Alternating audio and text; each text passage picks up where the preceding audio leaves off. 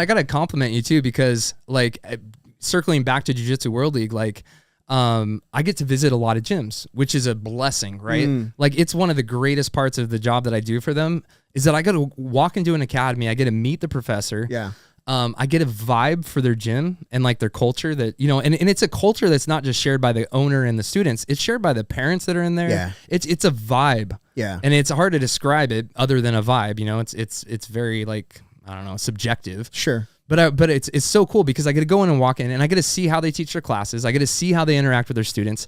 And then I get a feeling and I say, is this a place that I would train? Right? Yeah. Or is this a place that I feel like someone would try to break my arm? Right. You know what I'm saying? Because as a black belt, I love training in other people's gyms. You know what I mean? Yeah. And I've been to gyms where I'm like, I am never coming back here. Wow. Yeah. And it's not like I said, it's not like I hate the person. It's just I didn't feel the vibe that I like where I felt safe. Yeah, you know? And there's a couple of places I've trained where I'm like, I feel safe here. And yours is one of them. Like, oh, thank you, man. Yeah, I've been to your open mats and I'm like, yeah, like these are dudes that I know are not going to break my shit. Like there's no reason to. Yeah. And, you know? but it's all a derivation of you, right? Like that's your culture that you create at that space, is that it's not okay to go breaking your training partner's legs or arms. You know what I'm saying? Yeah. Like you need them. Absolutely. Right? You know, it's funny because, you know, when you're teaching like a fundies class and the white belts are going nuts, I'm like, hey, if you break your training partner, you got nothing left to play with. Right. That's it. Like, you know what I mean? No one's going to want to play with you after that. And so I don't know. I try to drive that home a little bit because, you know, I trained, you know, Koa Kalama. So Koa is a black belt. He and I were training partners for years.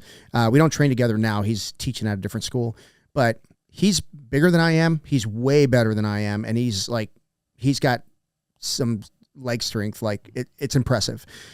But I tell people like Koa and I have been, we've gone, gosh, man, when Koa was like switching jobs and he couldn't really train, we'd go to the gym at 5 a.m. and roll for an hour before the 6 a.m. class, and he had to go.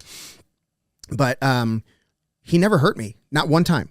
Yeah. Not one time did he hurt me. And we would roll hard. But it's having that awareness, right? Like, yes, he's got my arm, so therefore he can let go. You know what I mean? Like, and I'm smart enough that like as soon as my arm gets extended, I'm tapping. Like, you know, I can't remember who said this, but like, you know, you have an opportunity to escape, you know, at some point, you know, when your arm is, you know, at a 30-degree angle, then 90, maybe.